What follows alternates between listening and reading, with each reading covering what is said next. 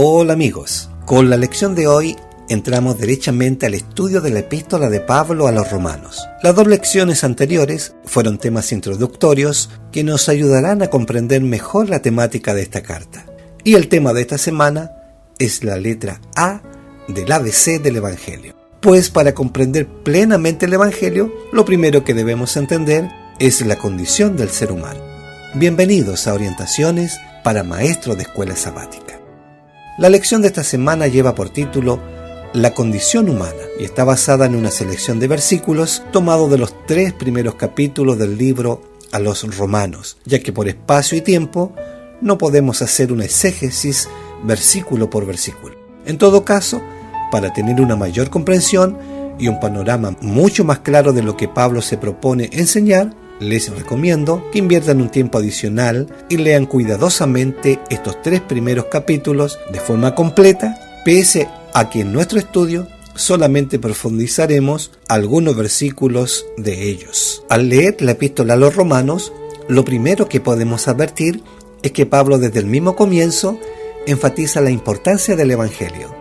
De hecho, lo primero que menciona es que él fue apartado para el Evangelio de Dios, que él había prometido antes por sus profetas en las Santas Escrituras acerca de su Hijo, nuestro Señor Jesucristo, nos dice Romanos capítulo 1, versículos 1 al 3. Además, agrega que él está listo para ir a compartir el Evangelio entre ellos, nos dice el versículo 15, afirmando que en su caso personal no tiene vergüenza de esto, porque el Evangelio es poder de Dios para salvación.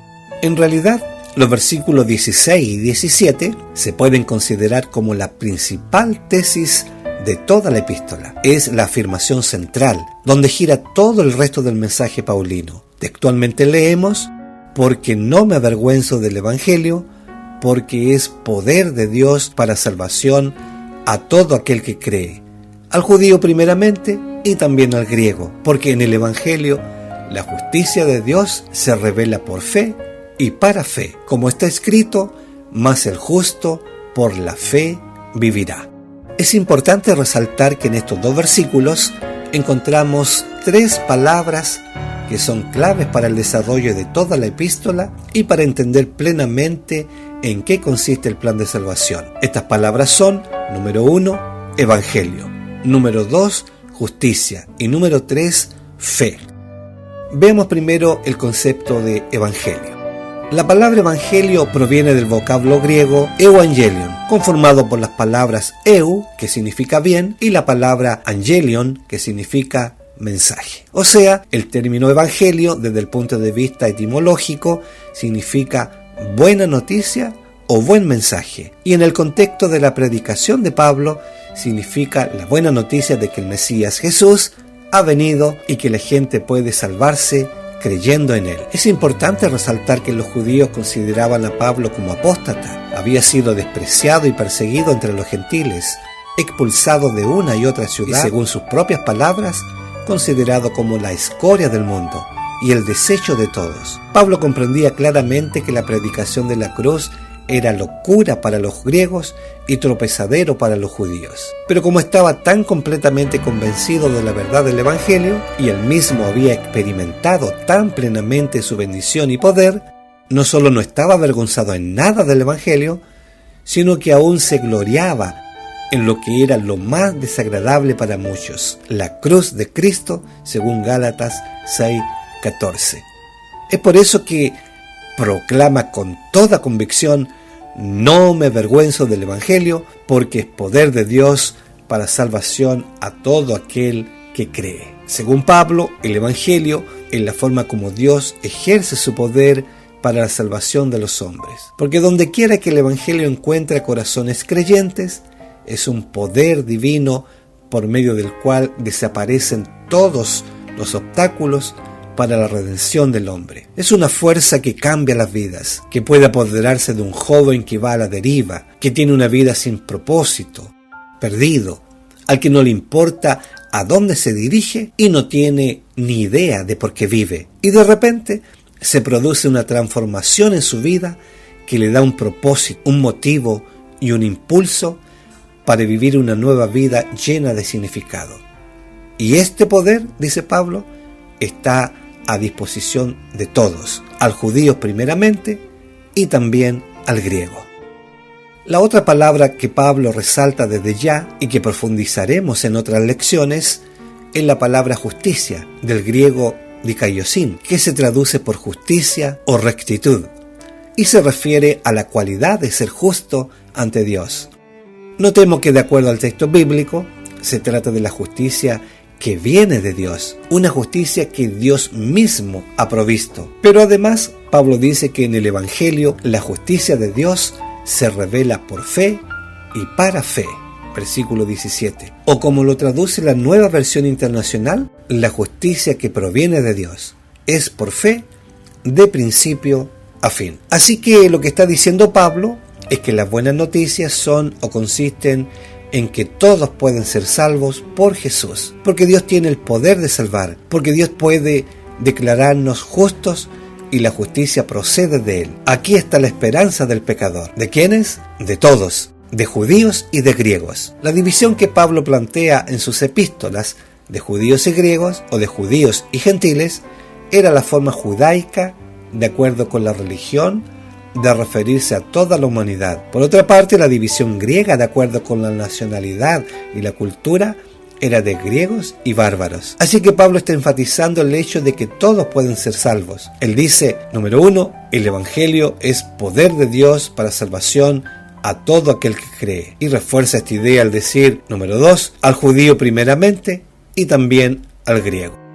Pero así como Pablo dice que el mensaje del Evangelio anuncia la salvación para todos los que creen, no menos cierto es que todos hemos pecado. En Romanos 3:23 dice, por cuanto todos pecaron y están destituidos de la gloria de Dios. Si lo queremos mirar al revés, podríamos decir que por el hecho de que todos hemos pecado y que por consecuencia todos estamos destituidos de la gloria de Dios, el mensaje de salvación mediante nuestro Señor Jesucristo es una muy buena noticia. Es el Evangelio. Son las maravillosas noticias de que a través de Jesús podemos ser salvos de la condenación del pecado. La palabra destituir significa privar a una persona de algo. Tiene que ver con deponer, dar el cese, degradar. Así que el hombre al pecar perdió la gloria de Dios. Cuando Dios creó al hombre, lo creó a su imagen y semejanza. Pero el pecado ha desfigurado la imagen de Dios en el ser humano. Y hoy los seres humanos pecadores están muy lejos de poder reflejar la imagen o la gloria de Dios. En Romanos 3:10, Pablo afirma que no hay justo ni aún uno, reafirmando lo que ha planteado en el capítulo 1 y 2, que tanto gentiles como judíos, todos estamos bajo pecado. Y esta verdad es la verdadera condición del ser humano. Por eso el mensaje del Evangelio se torna tan relevante y es una fantástica noticia. La noticia de que la justicia que viene de Dios se revela por la fe. Y cuando el pecador acepta la justicia que viene de Dios, entonces es considerado justo. Y esto es solamente por la fe y no por las obras que pueda hacer. Y esto es completamente cierto frente a la degradación que el pecado produce en el hombre. En Romanos 1:22 al 32, Pablo presenta una lista impresionante de cuán bajo ha caído el hombre al apartarse de Dios. Dice que, profesando ser sabios, se hicieron necios, que habiendo conocido a Dios, no le glorificaron como a Dios, ni le dieron gracias, sino que se envanecieron en sus razonamientos, y su necio corazón fue entenebrecido, que cambiaron la gloria del Dios incorruptible en semejanza de imagen de hombre corruptible, de aves, de cuadrúpedos y de reptiles, que cambiaron la verdad de Dios por la mentira, honrando y dando culto a las criaturas antes que al Creador, el cual es bendito por los siglos. ¿Y cuál fue el resultado de todo esto? Que el hombre desarrolló todo tipo de males, maldades y desviaciones. El versículo dice que como ellos no aprobaron tener en cuenta a Dios, Dios los entregó a una mente reprobada para hacer cosas que no convienen. Y que aún sus mujeres cambiaron el uso natural por el que es contra la naturaleza. Y de igual modo también los hombres, dejando el uso natural de la mujer, se encendieron en su lascivia unos con otros, cometiendo hechos vergonzosos hombres con hombres. Pablo afirma que el ser humano ha llegado a estar atestado de toda injusticia, fornicación, perversidad, avaricia, maldad, llenos de envidia, homicidios, contiendas, engaños y malignidades. que los hombres son murmuradores, detractores, aborrecedores de Dios, injuriosos, soberbios, altivos, inventores de males, desobedientes a los padres, necios, desleales, sin afecto natural, implacables, sin misericordia. Y termina diciendo, quienes habiendo entendido el juicio de Dios, que los que practican tales cosas son dignos de muerte. No solo las hacen, sino que también se complacen con los que las practican. Es así como Pablo, de una manera impresionante, describe la condición humana. Deja más que claro la condición pecaminosa del hombre. Pero hay que notar la intencionalidad de Pablo al escribir su epístola. Porque si en el capítulo 1 se concentró en la pecaminosidad de los gentiles, en el capítulo 2 lo hace en la pecaminosidad de los judíos. Martín Lutero, al comentar el capítulo 2, escribió: después de que el apóstol ha demostrado que todos los paganos son pecadores, ahora muestra de manera especial y más enfática que también los judíos viven en pecado, sobre todo porque obedecen la ley solo exteriormente, es decir, según la letra y no de acuerdo con el espíritu. En el capítulo 2, Pablo expone que los judíos, a pesar de haber sido elegidos por Dios como sus mensajeros, no por eso eran menos pecadores. Por lo contrario, también eran pecadores condenados por la ley de Dios y necesitados de la gracia salvadora de Cristo. En ese sentido, en el hecho de ser pecadores, de haber violado la ley de Dios y de necesitar la gracia divina para la salvación, los judíos y los gentiles eran exactamente iguales. Aquí Pablo advierte a sus compatriotas que no se apresuren a juzgar a los gentiles, porque ellos, incluso como pueblo escogido, también eran pecadores, y en algunos casos eran aún más culpables que los paganos, a quienes condenaban tan rápidamente por el hecho de que habían recibido más luz que los gentiles. En el capítulo 2 escribió: he aquí tú tienes el sobrenombre de judío, y te apoyas en la ley, y te glorías en Dios, y conoces su voluntad, e instruido por la ley, apruebas lo mejor, y confías en que eres guía de los ciegos, luz de los que están en tiniebla, instructor de los indoctos, maestro de niños, que tienes en la ley la forma de la ciencia y de la verdad. Tú pues que enseñas a otros, ¿no te enseñas a ti mismo? Tú que predicas que no se ha de hurtar, ¿hurtas? Tú que dices que no se ha de adulterar, ¿adulteras? Tú que abominas de los ídolos, ¿cometes sacrilegio? Tú que te jactas de la ley, con infracción de la ley deshonras a Dios, porque como está escrito, el nombre de Dios es blasfemado entre los gentiles por causa de vosotros. Y Pablo en el capítulo 3 termina de plantear esta gran verdad cuando dice: ¿qué pues? ¿Somos nosotros mejores que ellos? Y responde: en ninguna manera, pues ya hemos acusado a judíos y gentiles que todos están bajo pecado. Con estas palabras Pablo está diciendo que ninguno de nosotros es justo, ninguno de nosotros cumple el estándar divino, ninguno de nosotros es innatamente bueno o inherentemente santo. Judíos o gentiles, hombres o mujeres, ricos o pobres, temerosos de Dios o quienes rechazan a Dios, todos somos condenados. Y si no fuera por la gracia divina revelada en el Evangelio, no habría esperanza para ninguna persona. Porque amigos, solamente es la gracia de Dios la que nos da esperanza y la que nos lleva al arrepentimiento para que por la fe aceptemos su perdón y su justicia, y de esa manera podamos ser salvos. En el capítulo 2, versículo 4 dice: menosprecias las riquezas de su benignidad, paciencia y longanimidad, ignorando que su benignidad te guía al arrepentimiento.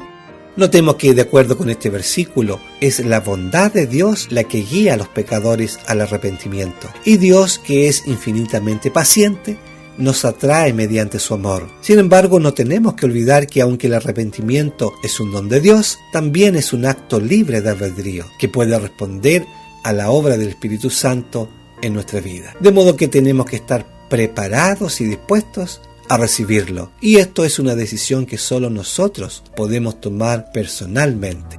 Estimados amigos, como conclusión y resumen podemos decir que en los 3 primeros capítulos de la epístola de Pablo a los Romanos, el apóstol presenta el maravilloso plan de salvación. En el capítulo 1, primero afirma que no se avergüenza del Evangelio porque es poder de Dios para salvar a todo aquel que cree. Es decir, Pablo comienza expresando un mensaje lleno de esperanza. A continuación, explica que todos los gentiles son pecadores.